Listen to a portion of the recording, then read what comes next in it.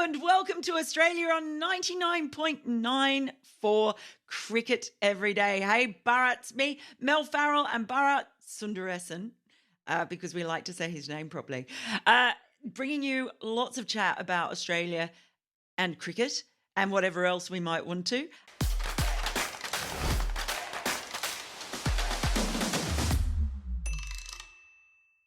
And it's really exciting. Bharat, Yeah, I know. Another show for you and me to get stuck into, Mel Farrell. It feels like we're meeting each other all over again. It's a very different format.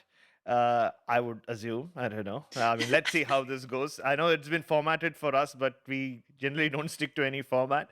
But this is going to be fun. Yeah, I mean, there's always a lot happening with Australian cricket, especially this time of the year, and well, actually all around the year.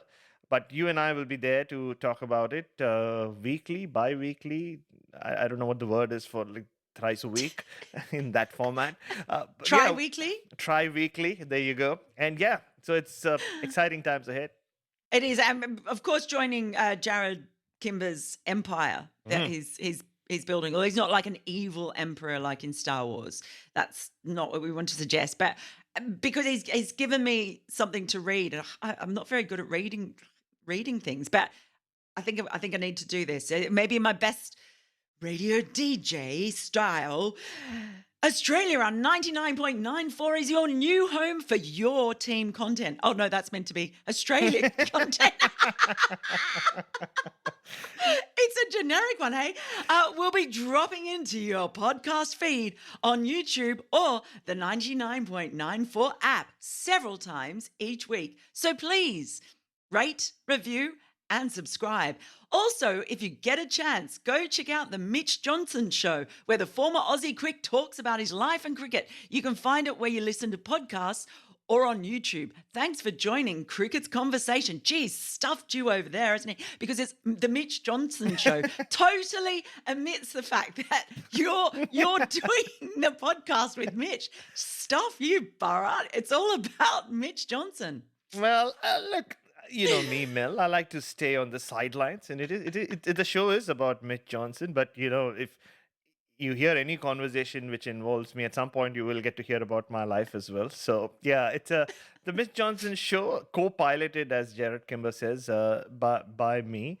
But also just listening to you reading that out, isn't this when we start playing some music, radio DJ? Like, what are we listening to today? Well, if you're involved, we know it's going to be some sort of death Heavy metal. yeah. Yeah. Yeah. For me, it's probably going to be some kind of cheesy pop. That's I'm true. like, I was getting quite down to the Baz McCullum over in England when I was there. They actually play music in net sessions now. And it was all cheesy pop classics. It was amazing. I watched Keaton Jennings being bowled out by Jimmy Anderson to the strains of "I Wanna Know What Love Is." It was amazing. I don't know what it is with cricketers and music taste. I was having this chat with a friend recently. There's very few have, at least in my opinion, very good musical taste. I mean, that's why I love doing commentary with Damien Fleming. We make sure that at least 5 minutes of our stint together is just like song names from famous like metal albums, and it's a lot of fun. But very few who you can talk proper music with. Right. Yeah. Well, yeah, I like everything, but I don't know if I can have an extended chat with you about proper rock, Jet. whatever. Death Do you also metal. realize that 5 minutes into our first ever Oh Australia yeah. cricket on 99.94 podcast, we haven't mentioned the word cricket? No, cricket. Australia. There's a T20 World Cup going on. We're actually recording this before Australia play England. Mhm. In what has turned out to be quite amazing because, of course, as people do, probably jump the gun after Australia basically had their butts handed to them by New Zealand. There are a lot of people looking at this particular fixture and saying, wow, England could knock Australia out of the home World Cup in the first week. And how things have changed because it's an incredible match now. I mean, this tournament is wide open. It's not just Oh, this group, but the whole tournament is wide open. I was just sort of saying that I think I tweeted this earlier today. It's like it's become such a cliche for captains in press conferences in a tournament like this. They all say, "Oh, everyone can beat anyone on their day in oh, a T20 tournament," right? oh Yeah, no. that's exactly what I do. But all of a sudden, it feels like those words have I know. meaning. I know. Yeah, that cliche is winning. You're right. I mean, it's Ah, New Zealand seemed a favorite. They still have. I mean, they are yet to lose a game. They played one game. It feels like they've played more than one game, and it's been a while since that game happened as well. And yeah, it is this group in particular that Australia are in. Like England and Australia could knock each other out, and there's that very dangerous team just waiting. And for me, that is like Sri Lanka. It cannot mm. be taken lightly. They have one win in them against an England or a New Zealand. They came close against Australia. I thought maybe if they had if the fast bowler hadn't gone down and if they hadn't lost a few wickets in the middle, and I bumped into Chris Silverwood just before his press conference, and we both agreed. I thought they played the middle overs really well. I mean, the it's all about twos in Australia, right? In those middle overs, and Sri Lanka got so many twos. I think they got close to 20 twos in that period, but unfortunately, they lost their way. If they'd gotten to 170 and they had that fast bowler not walk off after the first five balls or so. Who knows? They could have made a fist I, of it. I love this. Basically, you're saying Sri Lanka could have won if they'd won. Not really. I mean, in a way, yes. In a way, that's where I was going with it. No, but it was so important though for Australia that Stoinis did what he did, not just because they needed a win, but they needed something which would like not just have them stand up and like clapping in the dugout, but they needed something which would get them all jumping up and down, waving the towel. Like they needed some excitement in that camp. They looked really flat in Mm. Perth on the field. And even, of course, with the bat, Aaron Finch's struggles didn't help. But even on the field, Mel, like Pat Cummins dropping a catch, 23 extras, they were just getting very annoyed with everything. So maybe they felt Sri Lanka would be a game where they're not pushed, especially in those conditions. But plucky Sri Lanka kept like plucking away as they always do, and I think it really was getting to the Aussies. So it's good that they found Stoinis uh, to do what he did. Yeah, they could have still won by like say 7 balls to spare. It would have still been recorded as a win, but they needed something, some excitement, some feeling in that camp. I think they've got it now. I mean, you mentioned Aaron Finch there, and that is obviously the big discussion point at the moment. I actually caught up with him yesterday after the press conference. If you can plug your other shows, if you have a chance, Oh, check out the interview. let me do that for you, Mel. Come on. Oh, okay, go You on. Yeah, can't. yeah. Can you plug my interview with Aaron? You won't have ever even seen it because you never watch anything that I do. No, that's not true. That's not true. I like to watch these things while you're sitting next to me. So I've just bought myself 15 minutes of watching the Melinda Farrell YouTube channel, which is a must watch. If you are into cricket, if you are into the vagaries of cricket, if you are into the quirky bits of cricket and cricketers, it is a must watch.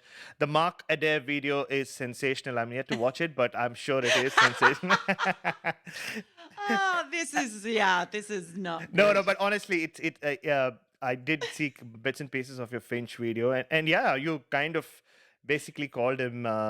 You basically asked him to just step down. In fact, you wanted him to just walk away in the middle of the innings, leave the Optus Stadium, and never come back. I no, I mean, I sort of was talking about the fact that, and I do think this. So we've been talking about others as well. Even when you look at, say, someone like someone like a Shah Masood innings or whatever, we're seeing this a little bit in the World Cup where there are some of those dogged innings, and you talk about twos and threes.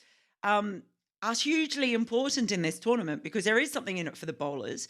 It's not just like flat pitches Yeah. that are advantaging the batters so much that they're able to go big all the time. And yes, the boundaries in Australia are big. The dew's not the factor that we saw last year in the World Cup. So there's a bit more evenness across the entirety of the matches. So all of those things I think have made it quite often difficult for batters to do what they have done, and especially early up, there is danger, and there's danger that you can go too hard, I think, Mm, and if the counter punch doesn't work as it did for New Zealand against Australia, you can expose a middle order and be vulnerable. And we have seen that during this.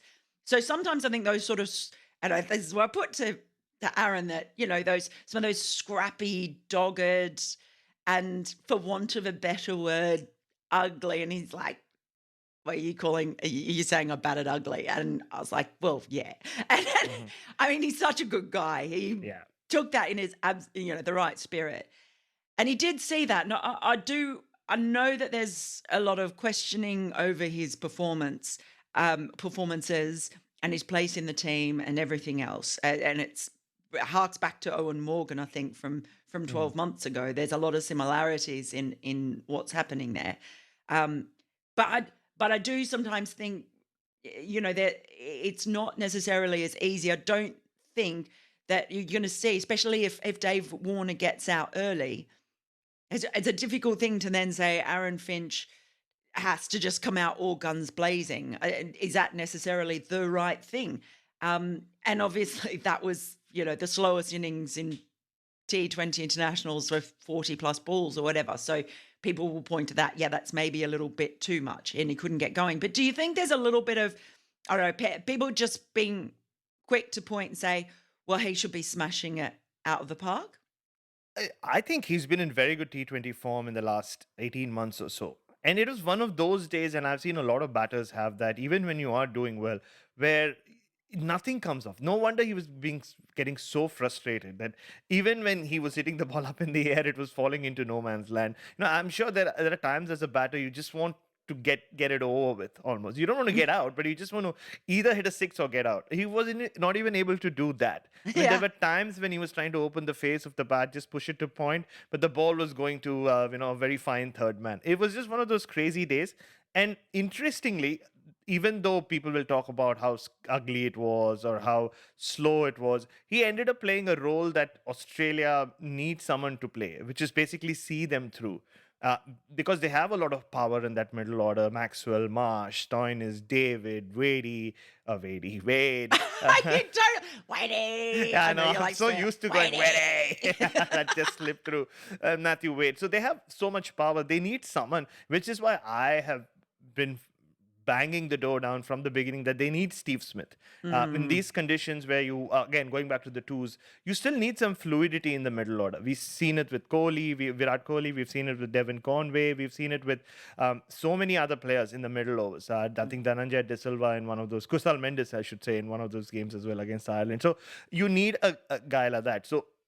And in this current format, it has to be either Warner or Finch, and both can do it.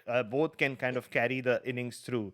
But if both of them get out like they did against New Zealand, or if, say, Finch had got out at that point during the Sri Lanka chase at maybe early on, who plays that role? I mean, Glenn Maxwell can play that role, but is he going to play that role? That's the question. Mm. So you can't just, and that's what happened against New Zealand. The fact that Australia didn't get anywhere close to 200 is because they just came in, everybody tried playing shots. Yes, it came off against Sri Lanka, but it's not going to always come off. And that's why they need someone to play that role. And if not Steve Smith, if they're not going to bring Steve Smith in, it might well be Aaron Finch who will have to do that if especially David Warner gets out early.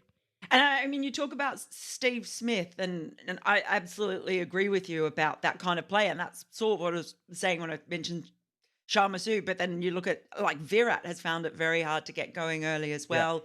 What Devon Conway did too. It is really interesting. It, if you were putting your selector hat on over your magnificent hair, who would you bring Steve Smith in for? Um, uh, I mean, the Western Australian audience might not like this, but even though he's had like a great run in T20 cricket for the last 18, 20 months, maybe he's been Australia's better, one of the top three T20 performers. I think Mitchell Marsh, because he's not bowling regularly, Mm. he's the only person I can pick on because Stoinis is doing a very good job in the middle overs with the ball, and now even before the 50, and that 50 helps. Like just because Stoinis is such a field player, right? He brings good vibes to that dressing room. We've seen that. Like when he does well, the team just feels happier because he's one of those characters as well. He brings some emotion. So you don't if you can't leave Stoinis out, and he's playing a big role in the middle overs with the ball. And especially with the big boundaries, he's using them well. And Marsh is not bowling. That's the only position I can see Steve Smith come into because obviously Maxwell doesn't go anywhere, nor the Stoinis. And Tim David, there's no point dropping him now. I mean, you've invested so much in him in a way by keeping him for the World Cup, and you brought him in. After a couple of games, there's no point dropping him. And also a little thing on Tim David, not to objectify him. The other day, he came and did a press conference, Mel, and that's the first time I was seeing him like from up close. He's a very handsome man, I must say. I mean, I can't say anything to that. Can I? You can say that, but No, of course, as you a can just agree. I mean, he's a good looking man, as you are a good looking woman, and I would expect you to say that I'm a good looking man as well. So no, I don't that's. have to say that because you actually sent me a Oh. message. You sent me a message the other day saying, "How cute do I look in my Twitter profile pic?" I know, I don't know. I just something about that picture. I have it ogling at myself quite a bit. Like, yeah, I spend a few hours during the day just looking at that picture and going, you're a good looking guy. Vanity knows no boundaries, as you know, Mel. I told you that was blackmail material. I've got it screenshotted. I'm just gonna keep it there.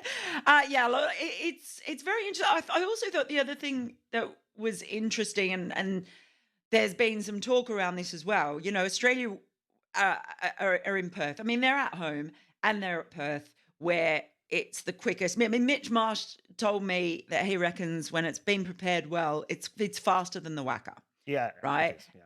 And they go there with the pace attack that they've got.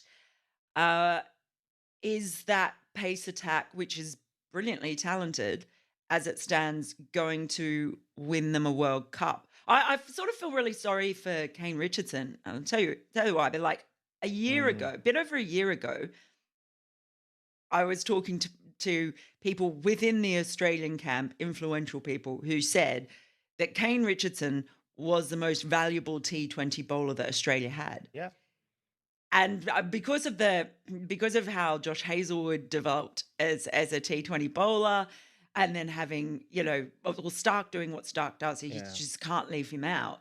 Um, and then Pat Cummins being Pat Cummins, it sort of feels like his variations and like the canniness of his bowlers. There's been a lot of talk about Test match lengths in this World Cup and how important they are and that they can get you wickets. Do you think that there's room in that Australian side to massage that bowling attack a little bit? Unfortunately, no. I just think I'm a big Kane Richardson fan, and you're right. If he hadn't gotten injured last year, he would have played a big role in that World Cup campaign as well. But because it worked out for them, because Australia took a punt on playing their Test seam attack and they won a World Cup, I don't see them moving away from it. I mean, there's been a suggestion from Mark Waugh that he would bring Cam Green in for Pat Cummins, which is not a bad idea. I'm not saying Pat Cummins in particular. It could be any of those fast bowlers. Uh, because of how well Cam Green has been bowling in recent months, and because Aaron Finch does have flexibility with Stoinis, and if Marsh is bowling, Marsh, and of course the spin of Maxwell. But don't think Australia moving away from these three: Stark, Hazelwood, and Cummins. And in case one of them is left out, I think they will turn to Kane Richardson because Mm. he's the one bona fide death bowler they have. I mean, all these other guys have developed their death bowling skills, whether it's Cummins, Hazelwood, or Stark. But they'll be I mean, Hazelwood and Cummins in particular will tell you that it's still a work in progress. So Mm. um, I think, yeah, but because you have Cummins, Hazelwood, and Stark, as it's very difficult to drop them in any game, and also because Australia are defending champions. So it'll be interesting to see what they do moving forward. But if the rain does relent for later today, I do see them sticking to the same bowling attack, of course, with Adam Zampa coming in if he's fit. Yeah, and it's quite interesting. How do you think they're shaping up generally? in this World Cup? Because I wasn't necessarily convinced. They were really lucky with the toss and various Yeah. things last year, and they'll admit that as well. So that there was some luck involved there. You still got to perform when you But do still, win the yeah. toss. So um, this T20 tournament is far less reliant on the toss. I feel more Yeah. reliant on the weather than the toss. So there's always True. something. But it I didn't necessarily feel like that they were red hot favorites in the way that they were kind of being Mm. made out to be as defending champions and also hosting. So I think it's a bit hard to sort of say where they are right I now. think it goes with every team in this World Cup and the World Cup itself, Mel. Because there's, Mm. and Jared and I have spoken about it for over the last few weeks. T20 cricket in Australia in October, it's virgin territory, if I may say so. And there's like, not many people know how it is. There are no stats or numbers or actually there is no precedence to the format being played at this time of the year. Very few games here and there. So you're just banking on turning up on the day and literally learning on the job. And every team is doing that. The one thing I always expected to happen was that this could be a bowlers tournament, and we're seeing Mm. that, like with South Africa, with New Zealand, these wily seasoned attacks. And you see those two attacks in particular, the amount of T20 experience they have: Bolt, Saudi, Santner, Sodhi. I mean, Ferguson's great, but those four, they're like, you cannot make any mistakes against them. Like, they've done this so often. Similarly with South Africa, I mean, Rabada, Norke, Wayne Parnell, who's come back, Maharaj and Shamsi, they are, and I'm sure I'm missing someone out, and Lungi Ingri as well. So that's again a very, very dangerous attack. So these attacks will defend totals. Like, even if they can get 150, 160. For that matter, Pakistan should have won that game, right? Like, let's face it, they should have won that game against India. And yesterday, well, again, Zimbabwe's bowling attack. There you Well, go. I was going to say, Sikandar, when you talk about Wiley and the experience of a perhaps an older player, and I say older in the terms of like not 22, but Yeah, Sikandar Raza. Again, you're right. It is that bowling nous, isn't it? it is. It is. And so we'll literally have to take it game by game to see how they shape up, how they match up. And yeah, for now, winning the toss, is it a good thing or a bad thing? I don't know. Like, Australia won the toss against New Zealand and, like, got absolutely hammered, like you said. And yeah, and one thing I do expect from this game before we move on to other topics, though, Mel, is that New Zealand provided a blueprint to other teams as to how to go after this Australian attack. If you have the Hmm. firepower, Sri Lanka didn't have the firepower at the top order, but England do. And then, like, going back to Kane Richardson and not having a bona fide death bowler. Yes, I think Stark, you could say, is a bona fide death bowler, but the other two are still kind of, they have days, and then they have days. So that's the way to go. If you can attack them, then you're completely changing Adam Zampa's role as well, like he admitted that day after the New Zealand game.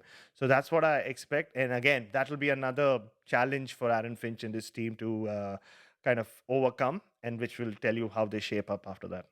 Yeah, lots to be revealed, I guess, over the remainder of this tournament. We're going to take a short break now, but we're going to come back afterwards and have a little discussion about Tim Paine and maybe a little bit of Faf du Plessis as well. So we'll see you after the break. You're listening to Cricket's Conversation on 99.94. Whatever your team, we have the show for you on podcast, YouTube, or on the 99.94 app. We have India, England, South Africa, West Indies, and now Sri Lanka covered. If you want to find us, the best way is to follow us on social media at 9994DM by downloading the 9994 app or Google 99.94 on podcast. We speak cricket.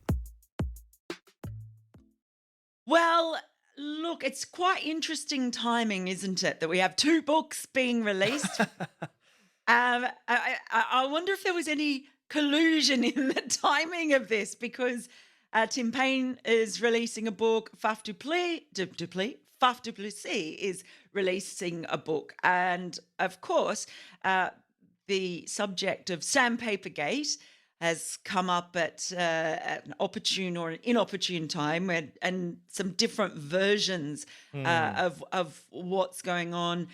Tim Paine, not just about that as well, where he in the extracts. I haven't been able to read Yeah. the full books yet, but in reading the extracts, expressing his surprise and his shock, and not only that, but feeling that yes, um, everything had gone too far Hmm. in the way that, well, he said both teams, but I guess particularly reflecting on Australia, that their aggression, their aggressive behavior had definitely gone too far in the build up to that, and probably from beforehand as well.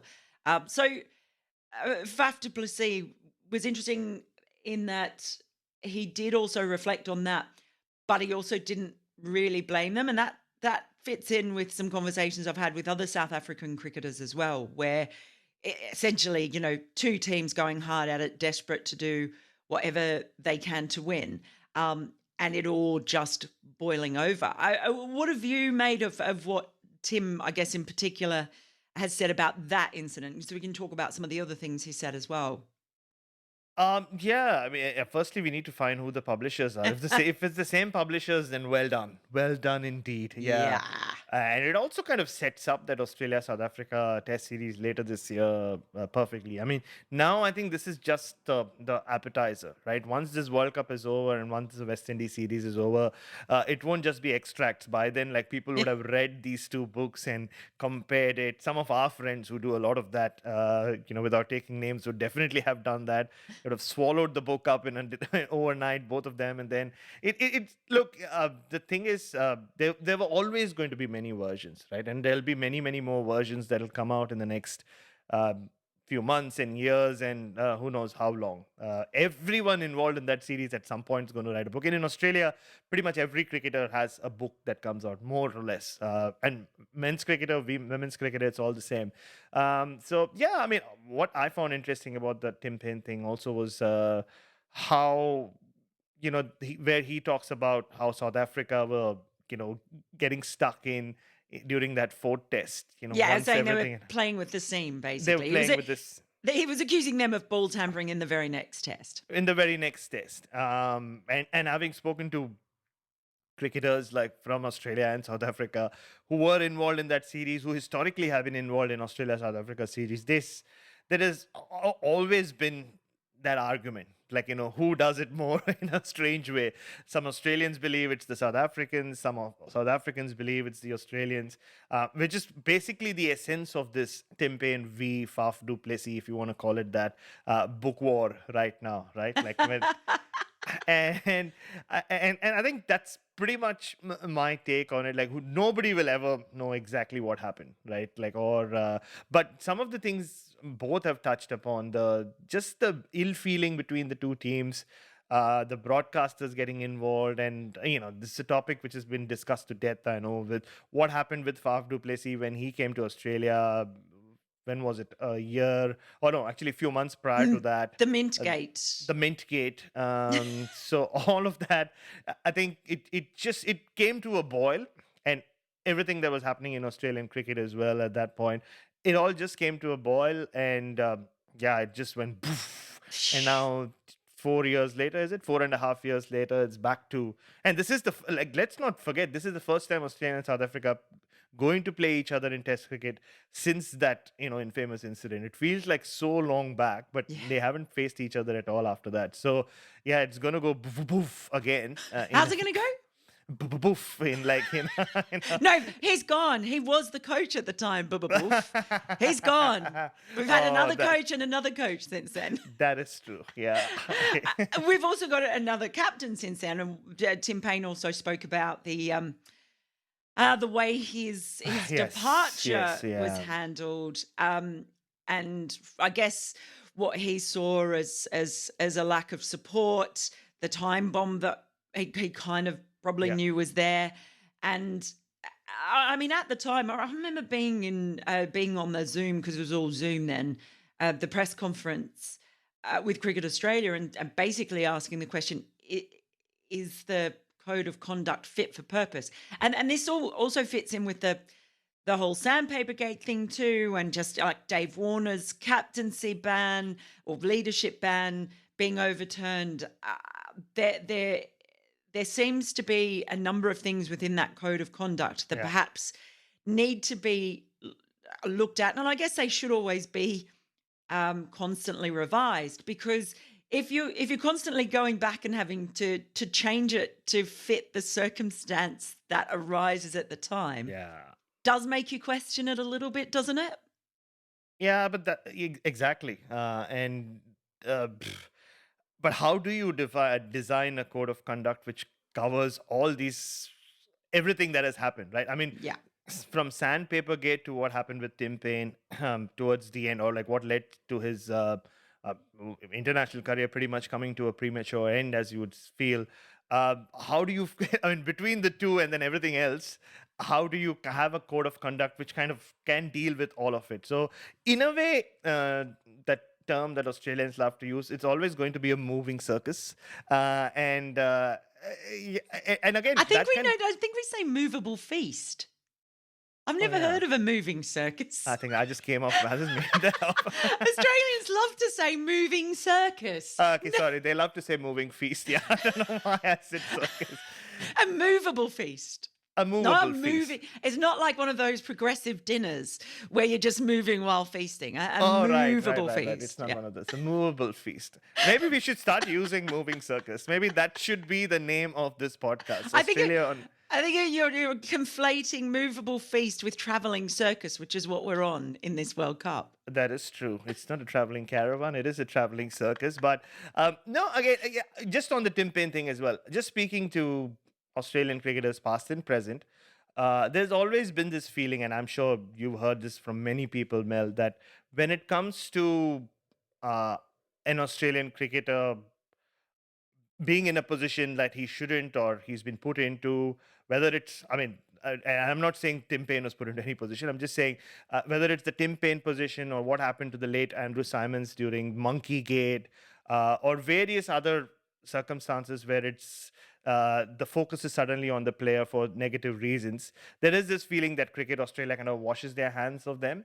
And a lot of people say this. Andrew Simons, we know what happened to his life after the Monkey Gate episode, where a lot of players felt, including him, that Cricket Australia just let him down. Like this kind of, said no. They basically chose themselves or their security over the players' security, if that makes sense. Very different circumstances in the Tim Paine episode, but in a way, that's what he's hinting at. He's saying that, they just left him to dry in many ways. So I think that feeling definitely does exist, which kind of also leads us into our next topic, which I'm sure we'll talk about after the break. Oh, very good segue there. We will be back soon to talk about, I guess, the relationship between players, boards, and sponsorship. If you love the language of cricket and want more, then head over to the 99.94 app and you can hear all of our podcasts and cricket commentary. We're adding new shows all the time and covering cricket series from all over the world. Be the first to hear all of our announcements by following us on social media at 9994DM. Welcome to Cricket's Conversation. All right, welcome back to Australia on 99.94 FM with me, Melinda Farrell, and Bharat Sundaresan. Wait, is this FM? Oh, yeah. It's DM. DM. Oh, wow. We're not a music channel. FM. We could be. We might be. introduce some. This We might be a should. feature of it. We might have a Bharat Jared's song of given the us. week. Yeah, absolutely. Yeah, Jared's given us free reign of Yeah. this. Okay. Well, let us know if you're out there listening or watching. Let us know. Would you like to hear some of Bharat's music on this show? 'Cause Yeah, we can so- do whatever you want. Yeah, maybe a little bit of death. Yeah, I don't know if I can handle this. My mum won't listen to it if you do. I love this. Okay, so it's been in the news a lot. Actually, it's quite interesting because it's beyond cricket. It's yeah. almost sport in itself. We've seen the Socceroos be the first team to release what I thought was a really powerful video ahead of the FIFA World Cup in Qatar, with expressing their support for migrant workers and the LGBTQI Yeah. community, and it was quite powerful. And it's always going to be somewhat when sport and politics do collide, or not even politics, but sport and issues, like Yeah. wider societal issues, I Yeah. guess, Yeah. um, collide. There are always going to be people who say, "Shut up and play, um, Mm.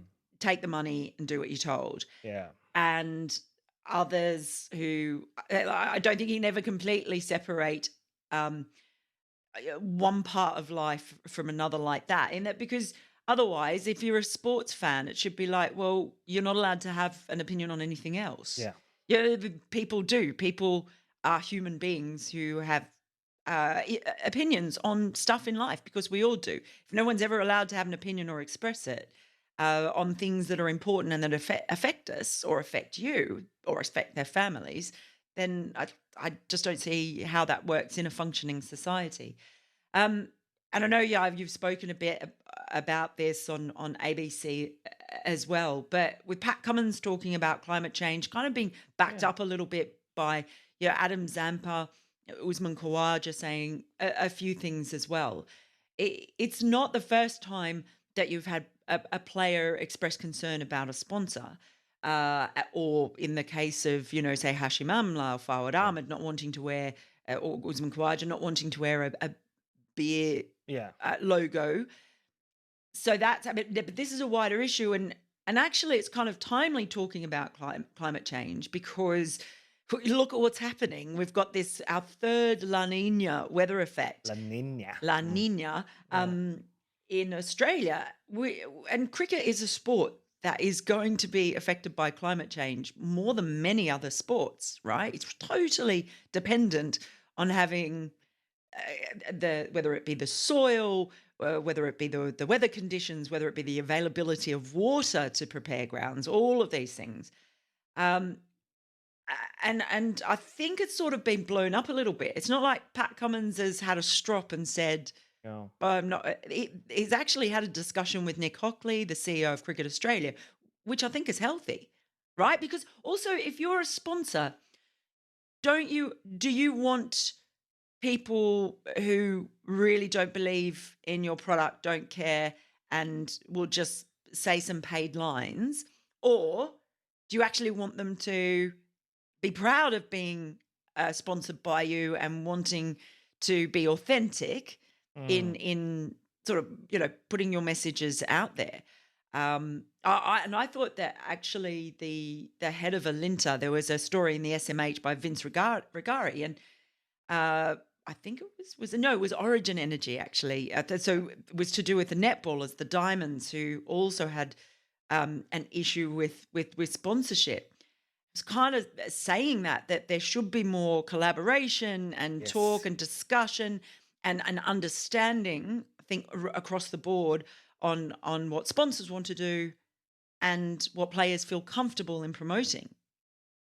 Oh, yeah, I mean, you just literally, I could just sit here and say, well, whatever Mel said, yeah, and because you covered everything, and very expertly and succinctly as always.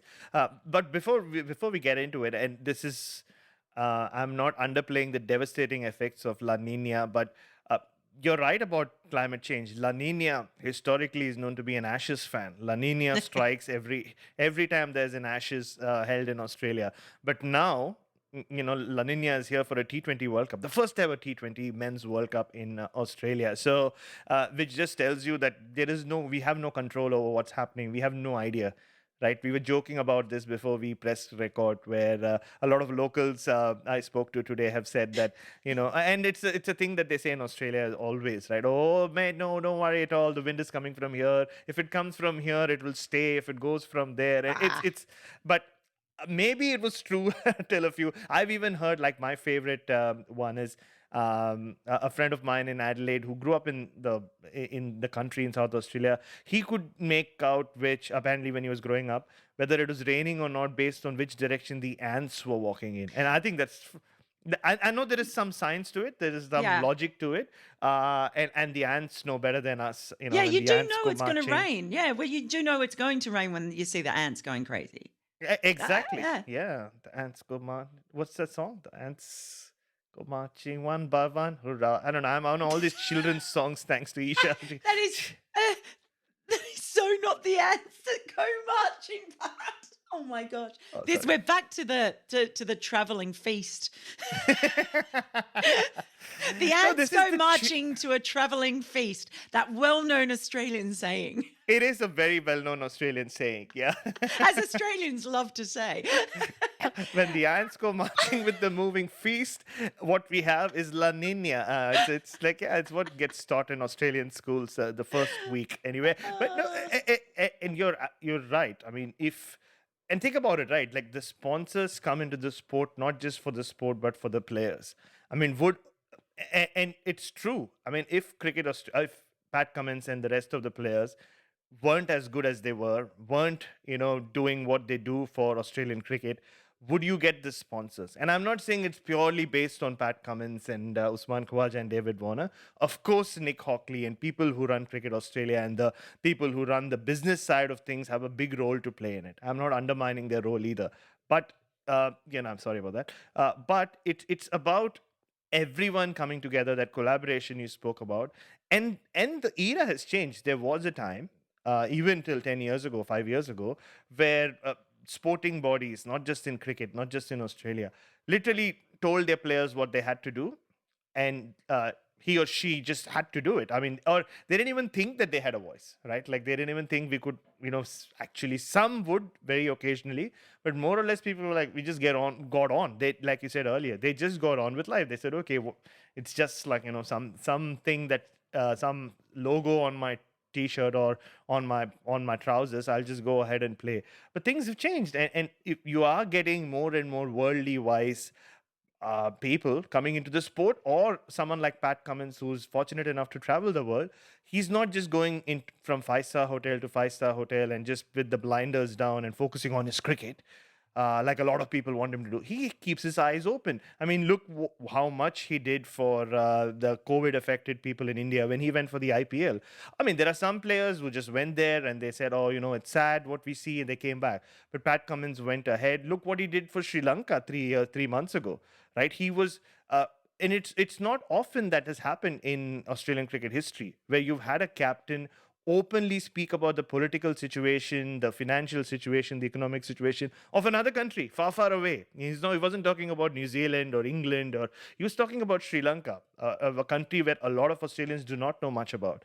So when you have someone like him, I think if I was Cricket Australia, I would embrace him. I would be like, wow, this guy could really take us places where we've never gone.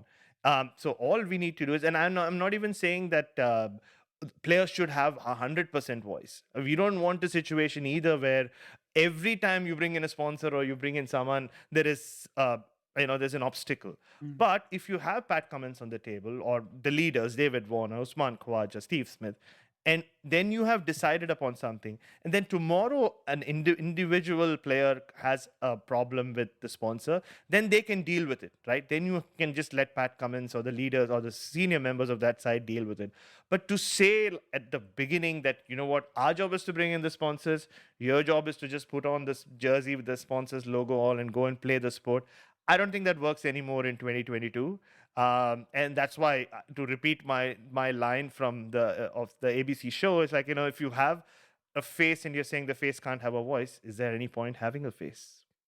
Yeah, I'm going to have to ban you from using lines because you've got so many shows at the moment. You're the media darling of Australia. So I'm going to have to ban you from using this, even if it's a good one.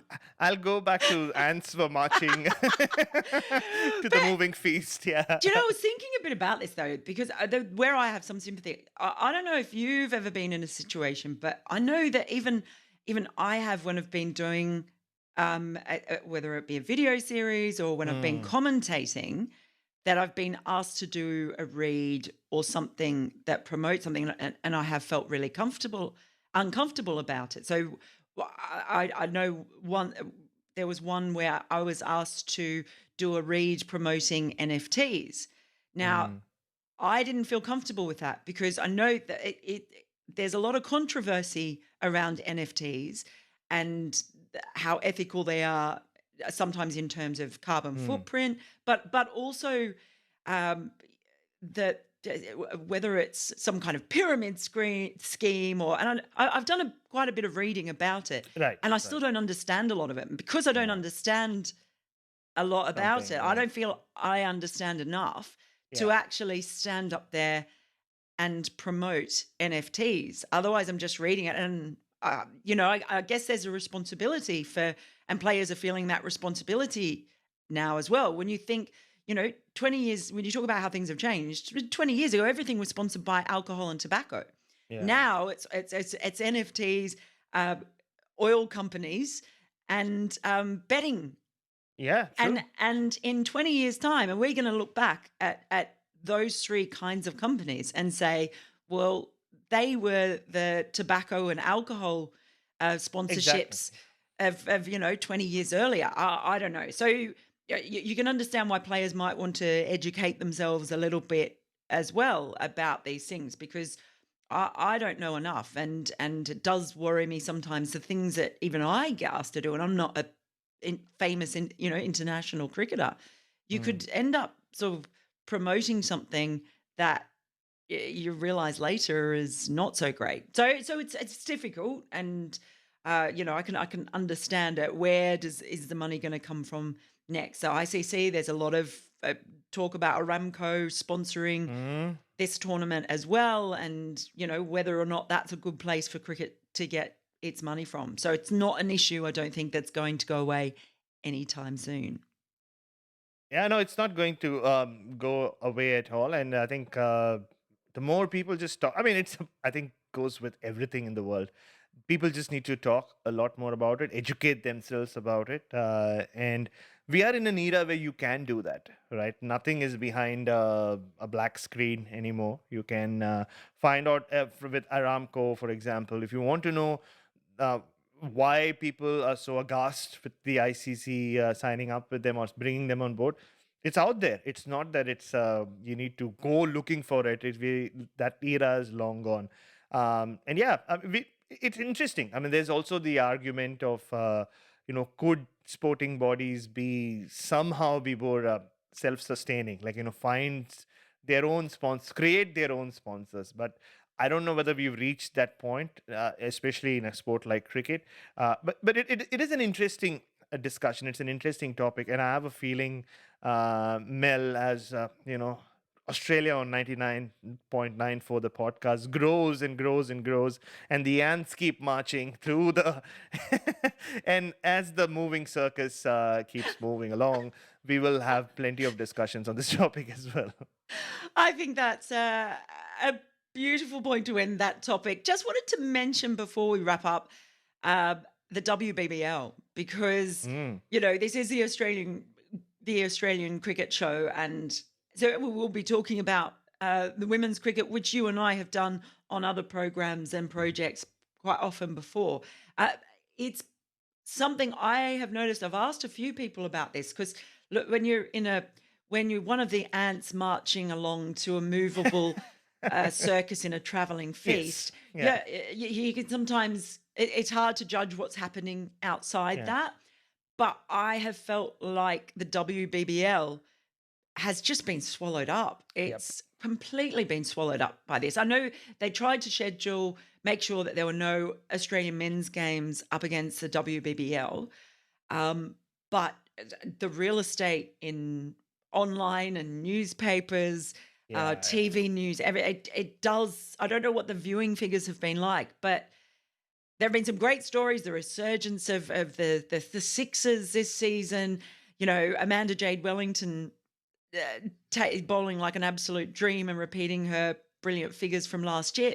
But all of these stories, they're very, very small. They're not really cutting through to me, and I'm Mm. really on out there online looking at a lot of cricket stuff. Have you felt that? Very much so, and some extraordinary catches as well, which has almost Yeah. been a feature of the WBBL cricket anyway. And it's sad because it's one of Australian sports marquee products, or has become one of Australian sports marquee products, right? The WBBL, by far the best women's T20 league in the world. And it'll get even more interesting when the women's IPL starts next year. So it is disappointing. I don't know. But the point is, what else could have Cricket Australia done? Maybe pushed it into, say, the latter half of November.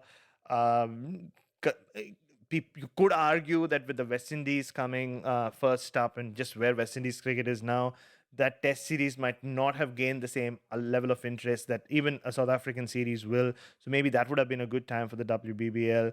But then you can argue that the WBBL has created its own window in this whole October-November period.